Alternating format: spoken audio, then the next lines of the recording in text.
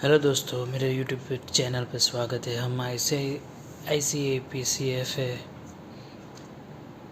का paper solutions देखने जा रहे हैं 2023, जिसका फाइनेंशियल्स रिपोर्टिंग, जिसका हम नाम देंगे फाइनेंशियल्स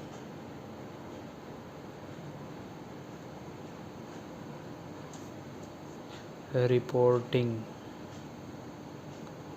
जो हमारा पेपर है CA फाइनल का, उसके लिए जो पहला क्वेश्चन है उसका आंसर मैं आपको समझा दे रहा हूँ यहाँ पे, बहुत इजी तरीके से।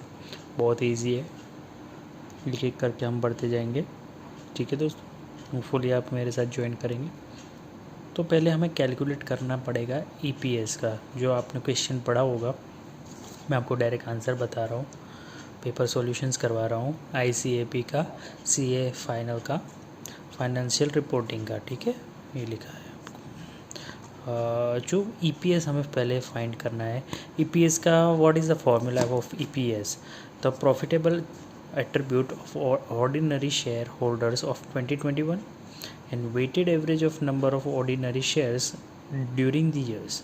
मतलब कि प्रॉफिटेबल एट्रीब्यूट्स कितना है हमारा 2021 के दौरान शेयर होल्डर्स का, और weighted average number of ordinary share कितना वेटेड है पूरे साल का 2021 का, वो हमें बोला गया है।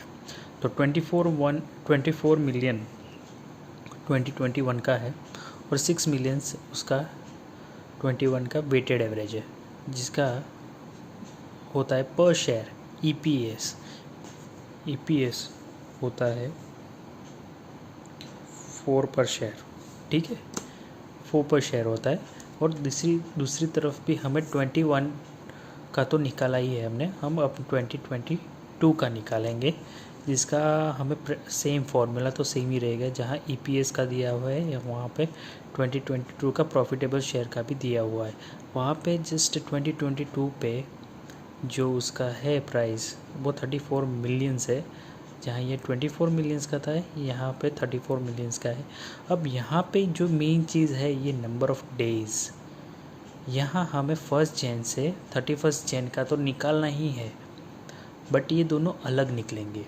मतलब कि पूरा साल का भी निकलेगा, और जो सितंबर से दिसंबर का है वो अलग से निकलेगा, क्योंकि नंबर ऑफ़ डेज़ जो उसमें दिए गए हैं वो 1 जन से 31 अगस्त के दिए हुए हैं। सो 1 जन से 31 अगस्त के दिए हुए हैं, आई एम सॉरी। सो हमें जो बाकी रहे सितंबर, अक्टूबर, नवंबर, दिसंबर, 12 मंथ्स होते हैं एक साल में। तो जो बाकी रहे हैं वो हमें उसका अलग निकालना है। ठीक है, जैसे कि हम ये देख रहे थे 34 मिलियंस जो प्रॉफिटेबल शेयर्स तो दिए हुए ही है हमें। ठीक है, ये प्रॉफिटेबल है 34 मिलियंस, ये तो वैसे के वैसे ही रहेंगे। बट ये जो कैलकुलेशन है, ये हर मंथ का, एक महीने में कितने दिन डेज आते हैं उसकी कैलकुलेशन है, जिसका टोटल होता है 365, जो आपको पता ही होगा। जैसे कि जनवरी का 31, फरवरी का 28, मार्च का 31 और सो ऑन, अप्रैल का 30, मई का 31, जून का 30, ऐसे। ठीक है, जो इसका सम आएगा 365। ठीक है, अब जो 1 सितंबर से लेके 31 दिसंबर का, उसका सम हम अलग से करेंगे, क्योंकि उसमें दिया हुआ है हमें नंबर ऑफ़ डेज़ 1 जन टू 31 जन। ये हमें क्वेश्चन में दिया गया है कि इतना वर्किंग डेज है, तो इसका भी निकालना पड़ेगा हमें बाकी का, जो 1 जन सितंबर से 31 दिसंबर का है, जिसका टोटल होता है डेज़ पर मंथ 30, 31, 30 और 31, जिसका टोटल होता है 122। अब इन दोनों का जो टोटल है, मतलब कि 365 और 122, जिसका सम ऑफ टोटल होता है 365 प्लस 122 इज इक्वल टू 487। इसका टोटल होता है 487। ठीक है, इजी है। अब इतना तो हमें समझ में आ गया कि हमें पहले तो इसका तो हमें जो weighted average of the year है, वो तो डायरेक्ट दिया हुआ था 6 मिलियंस। जो आपको क्वेश्चन में दिया गया है 2023 के फर्स्ट फाइनेंशियल रिपोर्टिंग के फर्स्ट एग्जाम्पल में। बट प्रॉब्लम यहाँ आ रही है कि हमें इसको प्रॉब्लम भी नहीं कह सकते, हम इसको जस्ट वर्किंग करना है। जो ये नंबर ऑफ 1 जनवरी से 31 जनवरी का, उसका 365 पहले फुल टोटल, देन द जो बाकी का रहा मंथ उसका टोटल, ठीक है। 365 प्लस 122 इज इक्वल टू 487, ठीक है।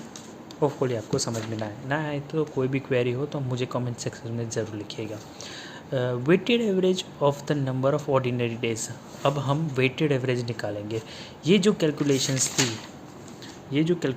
थी ये हम डेज़ निकाल रहे थे कि कितने डेज़ आएंगे कितने नहीं आएंगे। 487 डेज़ हमें मिल चुके हैं। अब हम weighted average number of share निकालेंगे पर ईयर का, ठीक है। तो 6 मिलियंस तो है ही है, ये कहाँ से आएंगे? 6 मिलियंस आए हैं आपके क्वेश्चन में से, 6 मिलियंस लिखा हुआ है। 6 मिलियंस इंटू 40% जो हमें दिया हुआ है क्वेश्चन में। अब 365 डिवाइड बाई 487, मतलब कि एक साल का पूरा दिन प्लस जितने भी डेज हमारे बढ़ रहे हैं उसके हिसाब से 6 मिलियंस इंटू द 6 इंटू 40%। फिर से यह है, जहाँ यहाँ पे भी था यहाँ पे भी था, बट यहाँ पे ये नंबर बदल गया है। वहाँ 365 था, यहाँ 122 है और डिवाइड बाई 487 है, क्योंकि ये जो वर्किंग एक्स्ट्रा डेज बढ़े हैं उसका है, ये जो रेगुलर डेज उनका है, और ये टोटल है दोनों डेज का मिला के, ठीक। जिससे हमें पूरा प्राइस मिलेगा। जो हमें मिला है 19.5 मिलियन शेयर्स, मतलब कि एक शेयर की प्राइस, एक शेयर की प्राइस नहीं, ये हमें वेटेड एवरेज मिला है। अब हमें EPS इसका निकालना है। EPS कैसे निकलेगा? जो भी इसका एट्रीब्यूट्स होगा शेयर होल्डर का, उसके डिवाइड बाय हम वेटेड एवरेज पर शेयर कर देंगे। वेटेड एवरेज जो 19.5 मिलियन वो तो दिया ही है, और 34 मिलियन जो ये रहा था, ठीक है। 34 मिलियंस आपको दिया ही हुआ है क्वेश्चन में, और दोनों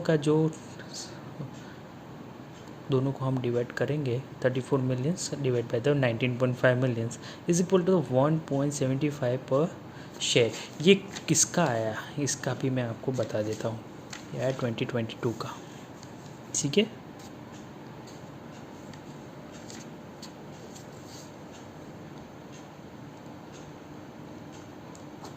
फुली आपको समझ में आ गया फर्स्ट क्वेश्चन। मैं आपके लिए और क्वेश्चंस लाते रहूँगा for the coverage of the ICAP CAFA final.